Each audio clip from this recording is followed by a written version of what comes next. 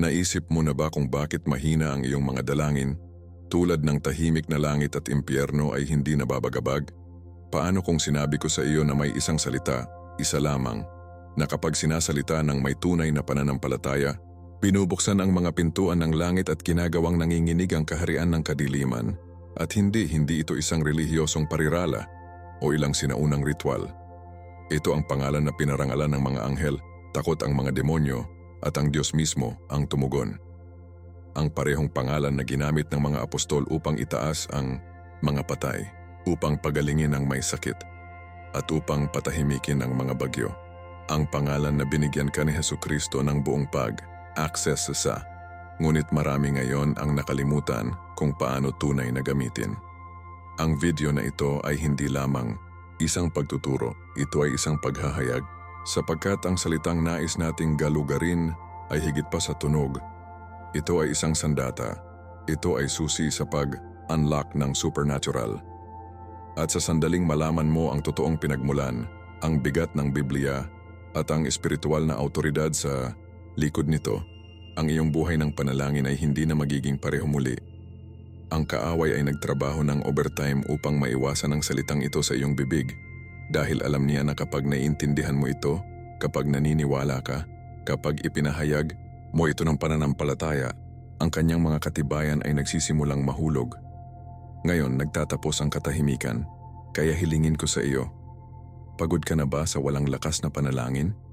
Handa ka na bang iling ang kapaligiran kapag nagsasalita ka? Pagkatapos ay kailangan mong panoorin ang video na ito hanggang sa huli.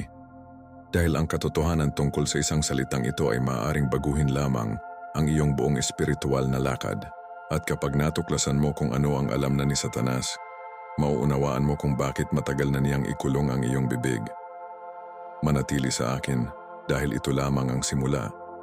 Paano kung sinabi ko sa iyo na mayroong isang solong salita na maaaring magbukas ng mga pintuan ng langit at tiling ang mismong pundasyon ng impyerno? Tunog na dramatiko, di ba? Ngunit hindi ito isang talinghaga. Ito ay isang espiritual na katotohanan na tumatakbo ng malalim sa mga pahina ng Biblia. Isipin ang isang salita na nagiging sanhi ng mga anghel na kumilos, mga demonyo na tumakas, at ang langit mismo ay tumugon. Hindi ito ilang mystical chant o sinaunang code. Ito ay isang salita na ginamit mismo ni Hesukristo, isa na nabuhay ng mga apostol, at ang isa na nagdadala ng banal na autoridad kapag sinasalita sa pananampalataya. Sa buong banal na kasulatan, nakikita natin ang mga sandali kapag sinasabi ang tamang salita sa tamang oras ay nagbago ng katotohanan. Nahati ang mga dagat, pinalayas ang mga demonyo, at pinalaki pa ang mga patay. Kaya ang tunay na tanong ay, bakit hindi natin ito madalas gamitin? At bakit nanginginig si Satanas sa tuwing ipinahayag ito sa pananalig ng isang tunay na anak ng Diyos? Ang video na ito ay hindi lamang sasabihin sa iyo kung ano ang salitang iyon. Kami ay sumisid ng malalim sa pinagmulan nito, kung paano ito ginamit sa buong Biblia, at kung bakit ito ay nananatiling pinakamalakas na tool sa espiritual na pakikidigma ngayon. Malalaman mo kung bakit ang pananampalataya ay hindi lamang isang pakiramdam, ito ay isang puwersa. At kapag ang puwersa na iyon ay isinaaktibo sa salitang ito, tulad ng paglulunsad ng isang espiritual na missile nang direkta sa kampo ng kaaway. Sinasabi sa atin ng Biblia sa Roma 10:13, ang lahat na tumatawag sa pangalan ng Panginoon ay maliligtas. Ngunit pansinin ang isang bagay, hindi nito sinasabi ang pag-iisip o nais o kahit na maniwala ng tahimik. Sabi nito tumawag, mayroong kapangyarihan sa pagsasalita. Ang kilos ng pagdedeklara ng isang salitang ito sa pananampalataya ay nagpapadala ng isang mensahe ng diretso sa langit. At alam ito ng impyerno, si Jesus ay hindi lamang nangangaral ng magagandang talinghaga. Ginamit niya ang salitang ito ng may autoridad. Kapag siya ay tumayo sa harap ng mga demonyo, bagyo, at maging ang kamatayan mismo, ang salitang ito ay nagdala ng kakanyahan kung sino siya. At ang nakakaakit ay hindi ito ang salita mismo na may hawak na mahiwagang kapangyarihan. Ito ang autoridad sa likod nito. Ang autoridad na nanggagaling ng direkta mula sa Diyos na nakaugat sa pananampalataya, na sinusuportahan ng pangako ng banal na kasulatan at tinatakan ng dugo ng kordero. Hindi natatakot si Satanas sa mga walang laman na salita. Hindi siya nanginginig dahil sa kung gaano kalakas ang sigaw mo o kung gaano karaming beses mong ulitin ang isang parirala. Nanginginig siya kapag ang salitang iyon ay sinasalita mula sa isang taong nakakaalam ng kapangyarihan nito. Isang tao na puno ng banal na espiritu at may saligan sa katotohanan. Marahil ay narinig mo ang mga kwento ng mga tao na sa pinakamadilim na sandali, sa mga pag-crash ng kotse, sa mga bangungot, sa harap ng kasamaan, sumigaw ng salitang ito at ang lahat ay lumipat. Hindi iyon pamahiin, hindi iyon sinasadya, iyon ang pagkakahanay ng banal. Sapagkat kapag ang isang anak ng Diyos ay nagsasalita ng may pananampalataya, binibigkas nila ang mismong tibok ng langit. Sumali sila sa isang espiritual na koro na umaabot sa mga propeta, sa mga apostol, at kay Hesukristo mismo. Ang pananampalataya ay hindi tungkol sa pagiging malakas. Ito ay tungkol sa pagiging nakahanay. At kapag ang iyong puso ay nakahanay, sa salita ng Diyos ang isang salita ay nagiging isang sandata, isang susi, isang kalasag at isang tabak. Kaya dumikit sa akin, dahil ito lamang ang simula. Kami ay i-unlock hindi lamang kung ano ang salitang ito, ngunit kung paano mo masisimulang gamitin ito sa iyong pang-araw, araw na lakad kasama ang Diyos, sa iyong buhay ng panalangin, sa mga sandali ng takot, sa mga espiritual na laban na hindi mo alam na nakikipaglaban ka. At pinakamahalaga, kung paano gamitin ito sa autoridad na inilaan ni Hesukristo. Sapagkat kapag alam mo kung paano magsalita ng salitang ito mula sa isang lugar ng relasyon, hindi relihiyon, nagsisimula kang makita kung gaano kahusay ang kaharian ng langit at kung paano natalo ang kaaway. Mas malalim tayo, kaya ngayon ibubunyag natin ito, ang salitang nanginginig sa kaharian ng kadiliman at binubuksan ng mga pintuan ng langit ay walang iba kundi si Jesus. Hindi lamang isang pangalan, kundi isang deklarasyon, isang espiritual na puwersa, isang banal na selyo. Sinasabi ng Filipos 2:9-11, kaya't pinataas siya ng Diyos sa pinakamataas na lugar at binigyan siya ng pangalan na higit sa bawat pangalan, na sa pangalan ni Jesus ang bawat tuhod ay dapat yumuko sa langit at sa lupa at sa ilalim ng lupa. Hindi ito patula na pagmamalabis, ito ay espiritual na katotohanan. Bawat tuhod, nangangahulugan ito ng mga anghel, tao, demonyo, lahat ng umiiral ay tumugon sa pangalang ito. Hindi dahil sa takot sa tunog, ngunit dahil sa pagkilala sa autoridad, sapagkat sa likod ng pangalang iyon ay ang kapunuan ng pananampalataya, ang kabuuan ng ebanghelyo, at ang hindi matitinag na soberanya ng Diyos. Nakikita mo, Jesus, o Yeshua sa Hebreo, literal na nangangahulugang makatipid si Yahweh. Kaya sa tuwing sasabihin mo ang kanyang pangalan, nagpapahayag ka ng kaligtasan, nag-invoking ka ng paglaya. Inaayos mo ang iyong espiritu na may layunin ng langit mismo. Ito ang dahilan kung bakit hindi lamang nagtuturo ang mga apostol, gumaling sila, nagpapalabas ng mga demonyo, at nagsagawa ng mga himala sa pangalan ni Jesus. Ipinapakita ng Gawa 3:6 na idineklara ni Peter ang taong baldado sa gate ng templo. Sa pangalan ni Hesukristo ng Nazaret, maglakad at lumakad ang lalaki. Hindi dahil si Peter ay may mga kapangyarihan ng mahika, ngunit dahil may pananalig siya sa isang pangalan na sinusuportahan ng banal na autoridad. Ang parehong pangalan na mayroon ka at ako ay may access sa ngayon. Ang pangalan na nagpapagaling pa rin, nagpapanumbalik pa rin, natatalo pa rin ang kasamaan kapag sinasalita ng may pananampalataya. At gayon paman, napakaraming tao ang tinatrato ito tulad ng isang label.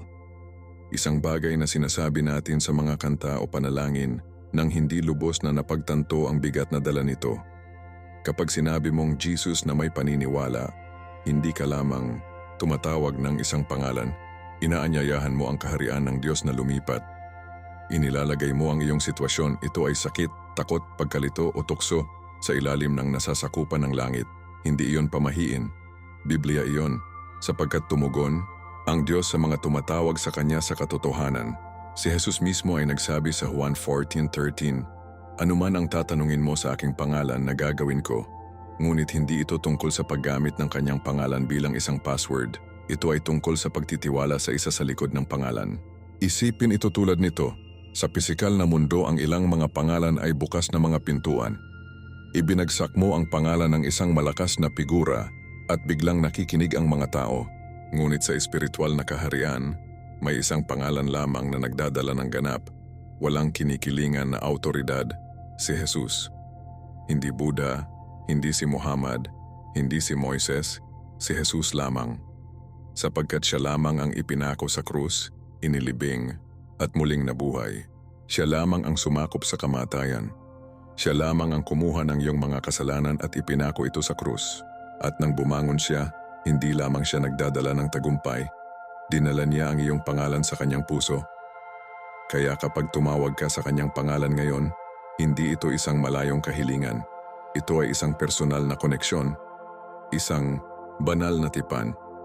Ito ang dahilan kung bakit mahalaga ang pananampalataya, sapagkat ang pangalan ni Jesus ay hindi isang kagandahan.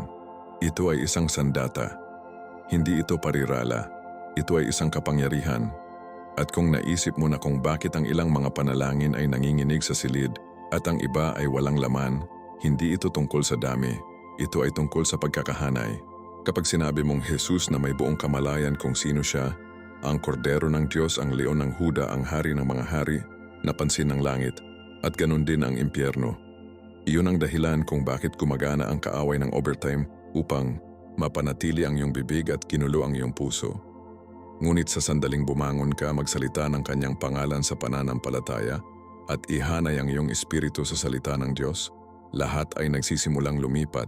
Napansin mo ba kung paano hindi kailanman lumulubog ang kaaway kapag pinag-uusapan ng mga tao ang tungkol sa espiritualidad, ang universo o kahit na Diyos sa isang hindi malinaw na paraan? Ngunit sa sandaling may isang taong matapang na sinasabi ang pangalang Jesus, nagbabago ang lahat, may dahilan para doon. At hindi ito pamahiin, ito ay espiritual na pakikidigma sa core nito. Sa Marcos 1:24, ang isang taong may-ari ng demonyo ay sumisigaw kay Jesus na nagsasabing, "Ano ang gusto mo sa amin, Jesus ng Nazareth? Dumating ka ba upang sirain tayo?" Iyon ay hindi isang magalang na tanong, iyon ay isang reaksyon ng purong terorismo. Bakit? Sapagkat kahit na ang mga demonyo ay nakakaalam ng kapangyarihan at autoridad na nakabalot sa pangalang iyon, kapag sinasalita ng may pananampalataya, ang pangalan ni Jesus ay nagpapaalala sa kaharian ng kadiliman ng isang labanan na nawala na sila at isang tagapagligtas na hindi nila mapigilan. Hindi natatakot si Satanas sa pagdalo sa simbahan o mga gawain sa relihiyon. Hindi siya inalog ng mga ritual, seremonya o maging ang iyong kaalaman sa teolohiya. Ang nakakatakot sa kanya ay kapag ang isang tao na may tunay na pananampalataya na puno ng banal na espiritu ay nagsasalita ng pangalan ni Jesus tulad ng isang sundalo na may isang tabak. Iyon ay kapag ang mga kadena ay nagsisimulang masira. Iyon ay kapag nakalantad ang mga kasinungalingan. Iyon ay kapag ang mga plano ng impyerno ay nagsisimulang malutas. Sapagkat ang pangalang iyon ay kumakatawan sa lahat ng sinubukan ni Satanas at nabigo upang sirain. Ito ay isang pagpapahayag ng tagumpay ni Kristo sa kasalanan, kamatayan at libingan. Sinabi ng Colosas 2:15 na tinanggihan ni Jesus ang mga kapangyarihan at autoridad, nagtagumpay sa kanila sa pamamagitan ng krus. Sa tuwing sasabihin mo ang kanyang pangalan sa pananampalataya, pinapaalala mo ang kaaway ng pagkatalo na iyon at maging matapat. Ang pinakamalaking takot ng kaaway ay napagtanto mo kung gaano kalakas ang iyong tinig kapag sinasalita mo ang pangalan ni Jesus na nakahanay sa salita ng Diyos. Iyon ang dahilan kung bakit nagsusumikap siya upang mapanatili kang tahimik, upang mapahiya ka, ginulo, o manhid sa espiritual. Bulong niya ang mga kasinungalingan na tulad ng hindi ka sapat na banal o hindi nakikinig ng Diyos upang hindi ka lamang nasabihin ng malakas ang pangalang iyon. Dahil kapag ginawa mo, ito ay tulad ng isang bomba ay nawala sa espiritu. Hindi lamang ito tunog. Ito ay isang supernatural na suntok sa kanyang mga katibayan. Kapag tumama ang takot at bulong mo si Jesus, hindi ka lamang nagdarasal. Pinakawalan mo ang autoridad ng banal. Hindi iyon relihiyosong hype. Totoo iyon, pananampalataya sa Biblia. Isipin ang huling oras na nahaharap ka sa isang espiritual na pag-atake, pagkabalisa, tukso, takot, pagkalito. Siguro sinubukan mo ang lahat, Nagsipi ng mga taludtod, tumatawag ng mga kaibigan, manatiling abala. Ngunit walang lumipat hanggang sa mag-isa ka, lumuhod at simpleng sinabi, Jesus. Siguro wala ka ring lakas na manalangin ng mahabang panalangin. Siguro ang masasabi mo lang ay ang kanyang pangalan. At sapat na iyon. Dahil ang kapangyarihan ay hindi sa kung gaano mo sasabihin, ngunit sino ang iyong tinawag. Sinasabi ng Biblia sa James 4:7, tumanggi sa diablo at tatakas siya mula sa iyo. Ngunit ang pagtutol na iyon ay gumagana lamang kapag nakaugat ito sa pagsusumiti sa Diyos. At ang pagsumiti na iyon ay nakaangkla kay Hesukristo. Kaya kung nagtataka ka kung bakit nagsisimula ang mga bagay sa tuwing susubukan mong lumapit sa Diyos o kung bakit tumataas ang presyon ng espiritual kapag lumago ka sa pananampalataya, alam mo na, ang kaaway ay hindi banta ng relihiyon. Nagbabanta siya sa paghahayag at walang nagdadala ng higit na paghahayag kaysa sa pangalan ni Jesus na sinasalita ng may autoridad. Inilalantad nito ang kanyang mga kasinungalingan, sinira ang kanyang pagkakahawak at pinatahimik ang kanyang mga akusasyon. Kaya huwag matakot na sabihin ito. Sabihin mo ito sa iyong silid. Sabihin mo ito sa bagyo. Sabihin mo ito kapag mahina ka, kapag natatakot ka, kapag wala ka sa mga salita. Dahil kapag ginawa mo, hindi ka lang nagsasalita, nagdeklara ka ng digmaan. Kaya ngayon alam mo na ang kapangyarihan sa pangalan ni Jesus, paano mo eksaktong ginagamit mo ito sa espiritual na labanan. Sapagkat narito ang katotohanan, maraming mga naniniwala ang nakakaalam ng pangalan. Ngunit kakaunti ang nakakaalam kung paano ito gagamitin. Ang mga Efeso 10:17 ay nagbabalangkas ng buong sandata ng Diyos, katotohanan, katuwiran, pananampalataya, kaligtasan, ang salita ng Diyos, ngunit ang pangalan ni Jesus ang autoridad sa likod ng lahat ng ito. Ito ay tulad ng pagkakaroon ng sandata, ngunit alam din kung saan hahampasin. Ang paggamit ng kanyang pangalan ay hindi tungkol sa malakas na pagpapahayag o emosyonal na hype. Tungkol ito sa pagkakahanay. Ito ay tungkol sa pagtayo ng matatag sa iyong pananampalataya. Alam na kapag nagsasalita ka ng pangalang iyon, lahat ng langit ay naibackup ka. Hindi ka lamang umaasa, nagpapatupad ka ng espiritual na batas. Pasagin natin ito. Sabihin mong gumising ka sa kalagitnaan ng gabi mula sa isang mabigat, madilim na panaginip, isang espiritual na pag-atake. Pakiramdam mo ay paralisado, natatakot may isang mapang-api na nasa silid. Hindi iyon ang oras sa mga taludtod ng Google Biblia. Hindi iyon ang sandali para sa isang mahabang pagsusuri sa teolohiko.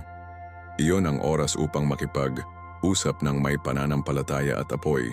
Sa pangalan ni Jesus umalis at panoorin kung ano ang mangyayari. Ang presensya na iyon ay dapat pumunta. Hindi dahil sa iyong boses, ngunit dahil sa Kanya. O baka matakot ka sa iyo bago ang isang malaking desisyon o isang krisis sa kalusugan. Sa halip na mag-spiraling, sa pagkabalisa masasabi mong, Jesus, ikaw ang aking kapayapaan, ikaw ang aking takip, nagtitiwala ako sa iyo. Ang mga ito ay hindi magic na salita. Ang mga ito ay mga pagpapahayag ng espiritual na pagkakahanay. Iyon ang hitsura ng pananampalataya sa pagkilos. Ang kaaway ay hindi maghintay para sa pag-atake sa linggo, kaya hindi ka makapaghintay na lumaban ng linggo. Ang digmaang espiritual ay nangyayari sa trabaho, sa trapiko, sa bahay, kahit na sa iyong sariling mga saloobin. Iyon ang dahilan kung bakit kailangan mong maging handa sa lahat ng oras upang magamit ang pangalan ni Jesus, na may pag-unawa at relasyon. Huwag mo lang sigawang ito dahil natatakot ka, magsalita ito dahil kilala mo siya. Dahil gumugol ka ng oras sa kanyang salita, sumamba kapag walang nanonood at lumakad kasama siya sa lihim na lugar. Iyon ay kapag ang kanyang pangalan ay dumadaloy mula sa iyong mga labi tulad ng isang tabak na patalasin ng pananampalataya. Tulad ng kapag pinahintulutan ni Jesus ang bagyo sa Marcos 4:39, hindi siya nagpanik, nagsalita siya. Kapayapaan maging pa rin at sumunod ang kalikasan, simulan ang maliit kung kailangan mong. Kapag nakaramdam ka ng negatibong pag-iisip na tumataas, bumulong sa kanyang pangalan. Kapag tinukso ka, tumawag sa kanya ng malakas. Jesus, tulungan mo ako. Kapag may sakit ang isang tao, huwag lamang sabihin na, Inaasahan kong mas maganda ang pakiramdam mo. Maglagay ng mga kamay at sabihin, sa pangalan ni Jesus gumaling. Gawin itong matapang, ngunit mapagpakumbaba. Hindi ka ang manggagamot, siya. Ngunit binigyan kanya ng autoridad na magsalita sa kanyang pangalan. Lucas 4:19. At sa tuwing gagawin mo ito ng may pananampalataya, sinuntok mo ang mga butas sa kaharian ng kaaway. Hindi ka lamang tumutugon sa kadiliman, nagniningning ka ng isang ilaw na hindi mailalabas. Humakbang ka sa pagkakakilanlan na binayaran ni Jesus. Isang mandirigma na nakasuot ng biyaya, natatakpan ng dugo at napuno ng kapangyarihan. Ang pinakamalakas na bagay tungkol sa pangalang ito ay hindi lamang kung ano ang magagawa para sa iyo, ito ang magagawa sa iyo. Hindi ka tinawag ng Diyos na maging isang manonood sa iyong sariling buhay. Tinawag ka niya upang maging isang sisidlan, isang taong nagdadala ng langit sa lupa. At sa tuwing sasabihin mo ang Jesus sa isang sandali ng kahinaan, pagsamba o digma, dinadala mo ang katotohanan ng kanyang kaharian sa iyong mundo. Nakatayo ka sa banal na kasulatan, hindi lamang emosyon, at ikaw ay nagiging isang taong natatakot ni Satanas. Hindi dahil sa malakas ka, ngunit dahil ang isa sa iyo ay mas malakas kaysa sa anumang bagay sa mundong ito. 1 Juan 4:4, patuloy na. Narito ang isang mahirap na katotohanan na ang karamihan sa mga tao ay hindi nais na aminin. Masasabi mo ang pangalan ni Jesus at walang mangyayari. Hindi dahil ang pangalan ay nawala ang kapangyarihan nito, ngunit dahil ang puso sa likod nito ay naka-disconnect. Ang Biblia ay nagbibigay sa amin ng isang malungkot na halimbawa sa mga Gawa 19:13-16. Isang pangkat ng mga kalalakihan, ang mga anak ni Skeva, sinubukan na palayasin ang isang demonyo sa pamamagitan ng pagsasabi, "Sa pangalan ni Jesus na ipinangangaral ni Pablo, inutusan kita na lumabas." Ngunit ang demonyo ay tumugon, "Si Jesus nakilala ko at nakikilala ko si Paul, ngunit sino ka?" At pagkatapos ay inatake ito sa kanila. Nagsalita sila ng tamang pangalan, ngunit wala silang relasyon, walang pananampalataya, walang autoridad. Ang kwentong ito ay hindi lamang dramatiko, babala ito. Ang pangalan ni Jesus ay hindi isang spell, hindi ito isang shortcut. Ito ay sagrado. Kita mo, ang impyerno ay hindi humanga sa relihiyosong pag-uusap. Maaari mong kantahin ang pangalang Jesus sa bawat kanta ng pagsamba, magsuot ng t-shirt, mag-post ng mga taludtod sa online, ngunit kung ang iyong buhay ay malayo sa Kanya, alam ito ng kaaway, at mas masahol pa na walan ng epekto ang iyong mga salita. Hindi ito tungkol sa pagganap, tungkol sa posisyon. Ikaw ba si Kristo o sa paligid lamang ni Kristo? Napuno ka ba ng Espiritu o pamilyar lamang sa wika ng simbahan? Sapagkat kapag ang pangalan ni Jesus ay naging gawain, isang parirala na ibinabato mo ng walang paggalang, nawawala ang bigat nito sa iyong bibig. Ang dyablo ay hindi natatakot sa ingay. Natatakot siya sa pinahiran na pagsunod. At iyon ay isang bagay na walang maaaring pekeng. Isipin ito tulad nito. Ang isang badge ng pulisya ay nagdadala lamang ng timbang kung sinusuportahan ito ng tunay na autoridad. Kung ang isang random na tao ay kumikislap ng isang pekeng badge, walang nakikinig. Ngunit kapag ang isang tunay na opisyal ay lumitaw, ang kanilang pagkakaroon ay nagbabago sa kapaligiran. Iyon ay kung paano gumagana ang espiritual na mundo. Kapag nagsasalita ka ng pangalan ni Jesus, ano ang sumusuporta sa iyo? Ito ba ang autoridad ng langit? O walang laman na mga salita na nakasuot ng damit sa simbahan?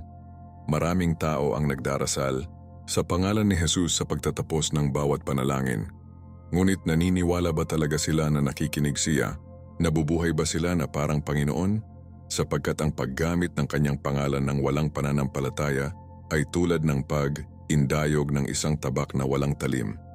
Mukhang kapansin-pansin, ngunit walang kapangyarihan ito. Ito ang dahilan kung bakit tumatawa ang kaaway sa pagkukunwari ng relihiyon, ngunit nanginginig sa tahimik na pagsunod. Hindi mo na kailangang sumigaw upang iling ang impyerno. Ang isang bulong mula sa isang taong lumalakad kasama ang Diyos ay mas mapanganib kaysa sa isang sermon mula sa isang taong hindi.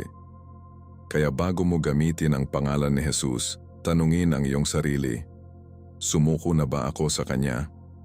Naglalakad ba Ako sa pananampalataya, pagsisisi at katotohanan. Sapagkat kapag ikaw ay, sa tuwing sasabihin mong Jesus, kinikilala ito ng mga demonyo. Naaalala nila ang tinig sa likod ng pangalang iyon, ang nagdurog sa ulo ng ahas. At kapag pinag-uusapan mo ito ng may paggalang at relasyon, ang parehong autoridad ay dumadaloy sa iyo. Huwag hayaang maging walang laman ang pangalan. Huwag hayaan itong maging isa pang relihiyosong parirala na sinasabi mo ng walang kahulugan. Ang pangalan ni Jesus ay isang kayamanan, hindi isang kalakaran. Ito ay sagrado, hindi kaswal. Ito ay personal, hindi pagganap. At kapag kilala mo siya, hindi lamang tungkol sa kanya. Ang pangalang iyon ay nagiging iyong lifeline, ang iyong kalasag, ang iyong sandata, ang iyong kaginhawaan. Kaya't panatilihing dalisay ang iyong puso. Malakas ang iyong pananampalataya at buhay ang iyong relasyon. Dahil kapag ang pangalan ay sinasalita mula sa isang sumuko na kaluluwa, nakikinig ang langit at tumatakbo ang impyerno. Kaya ngayon alam mo na ang kapangyarihan sa likod ng pangalan ni Jesus. Sabihin mo sa akin, kailan ang huling oras na tumawag ka sa kanyang pangalan at nadama ang lahat? Drop ang iyong sagot sa mga komento. Ang iyong patotoo ay maaaring mag-apoy lamang sa pananampalataya ng ibang tao. At kung ang mensahe na ito ay nagsalita sa iyong espiritu, huwag itago ito sa iyong sarili. Pindutin ang pindutan ng katulad na pindutan. Mag-subscribe sa channel at i-on ang mga abiso upang hindi mo makaligtaan ang susunod na salita na mayroon ang Diyos para sa iyo. Ito lamang ang simula ng isang paglalakbay na mas malalim ang iyong pananampalataya kaysa dati. At kung handa ka nang pumunta pa, tiyaking suriin ang susunod na video na malapit nang mag-pop up sa iyong screen. Dahil ang paghahayag ng Diyos ay para sa iyo roon, ay mas malakas kaysa sa iyong nakita. Salamat sa panunood. Ako si Marco at makikita kita sa susunod. Manatiling malakas sa pananampalataya, manatiling nakaugat sa salita at huwag tumigil sa pagtawag sa pangalan na nagbabago sa lahat, Jesus.